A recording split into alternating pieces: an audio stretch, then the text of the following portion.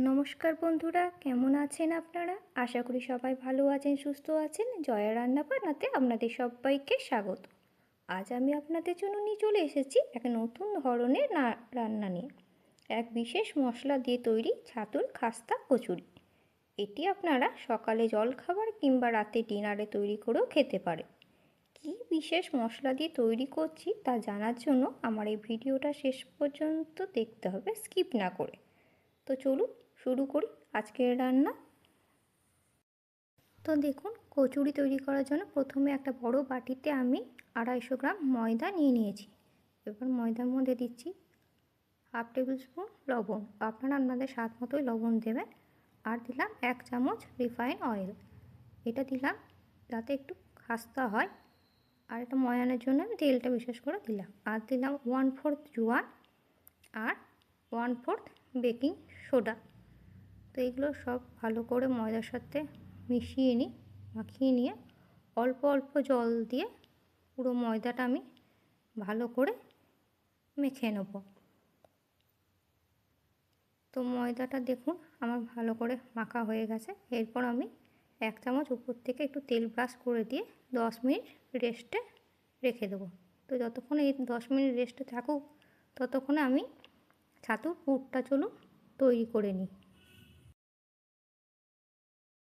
তো এই পুর তৈরি করার জন্য প্রথমে নিয়ে নিয়েছি আমি 1 কাপ জল ঝরানো ছানা, 1 কাপ ছাতু, কিছুটা পরিমাণ লঙ্কা কুচি আর ধনেপাতা কুচি।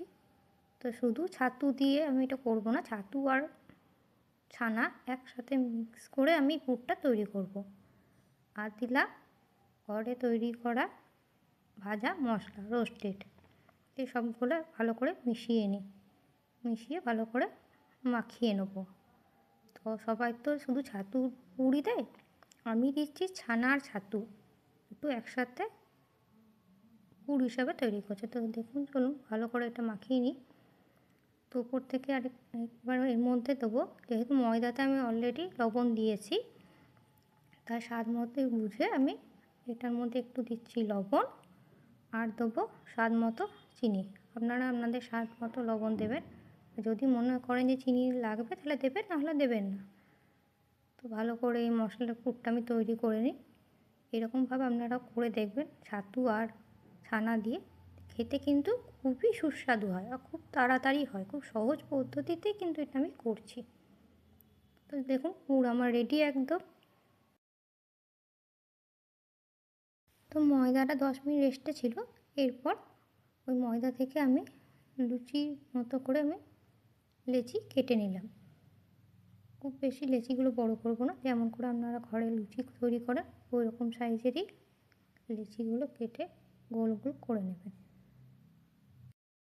তো দেখুন, প্রথমে আমি একটা এরকম লেচি নিয়ে নিয়েছি। সেই লেচিটা এরকম করে সাইডগুলো একটু করে এরকম করে চেড়ে চেড়ে একটু বড় করে একটা খোল তৈরি করব। মানে ছোট্ট একটা বাটির শেপ আমি প্রথমে বাটির শেপে এটাকে গড়ে নিলাম। এর মধ্যে এবার ওই ছানা আর ছাতুর পুরটা দিয়ে দিলাম। খুব বেশি দেবেন না, তাহলে বেরিয়ে চাপা পড়লে বেরিয়ে যাওয়ার সম্ভাবনা থাকবে। তো ভালোভাবে এরকম মুখটা আমি মুড়ে দিলাম। তো দেখুন কত সুন্দর শেপ চলে এলো। এরকমভাবে এবার গোল করে নেব, করে ছোট্ট একটা লুচি হয়ে গেল। তো চলুন এইভাবে আমি বাকি লেচিগুলোতেও সেম প্রসেসে পুর ভরে সবগুলো আগে তৈরি করে নিই। তো সব লেচিগুলোতে আমার পুর ভরা কমপ্লিট। দেখুন সবগুলো হয়ে গেল। তো চলুন এবার এগুলোকে বেলে নিই। তো চলুন এবার এই লেচিগুলো গোল গোল করে লুচির মতন করে আমি বেলে নেব। খুব বড় সাইজ বেলবো না, যেমন লুচি হয় সেরকম আকারেই আমি বেলে নেব। তো খুব চেপে চেপে বেলবেন না, তাহলে কিন্তু পুরগুলো ফেটে বেরিয়ে যাবে। একটু হালকা আলতোভাবে আপনারা গোল করে বেলে নেবেন। তো দেখুন সব বেলা আমার কমপ্লিট। তো চলুন এবার এগুলো ভেজে নিই। তো কচুরি ভাজার জন্য আমি কড়াইয়ে তেল গরম করতে দিয়েছি। আমি সাদা তেল ইউজ করছি। তো ডিপ ফ্রাই হবে তাই অনেকটা পরিমাণে তেল দিয়েছি।